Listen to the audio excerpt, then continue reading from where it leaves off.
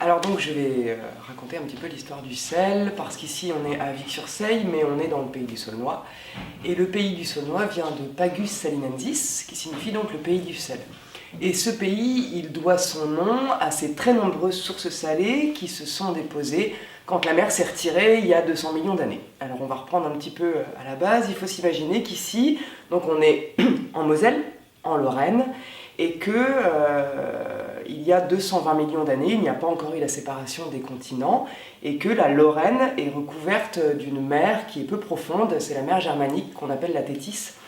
Et à l'emplacement ici, on parlera plutôt de lagune, donc d'une mer qui est très peu profonde, où la vie ne se développe pas beaucoup. Et ensuite, il y a un changement climatique qui favorise l'évaporation de l'eau, la cristallisation du sel, et le sel est apparu comme ça, en fait, donc suite à un changement climatique. Ici, nous sommes dans une vallée, le sel est peu profond, et la particularité de ce sel, c'est qu'il remonte, au hasard de failles, et crée des mares. Des mares qui sont extrêmement localisées. Souvent, les gens nous demandent, mais est-ce que la Seille, donc la Seille qui traverse le territoire, les gens nous demandent, est-ce que la Seille est salée? Non, la Seille n'est pas salée.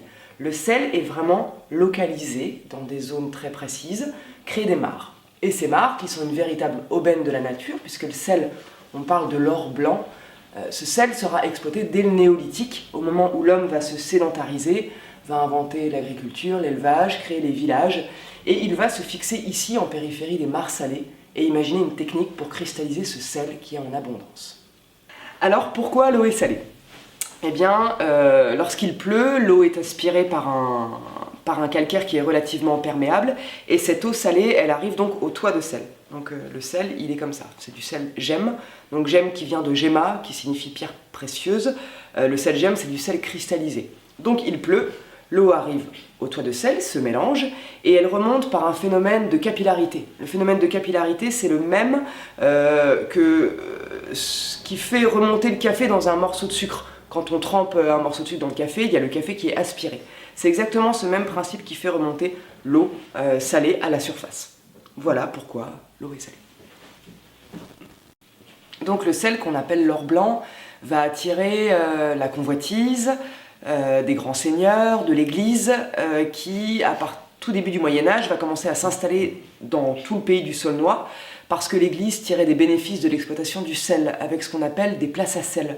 Les places à sel, c'est l'ancêtre finalement des actions. Voilà, ils tiraient des bénéfices de cette exploitation.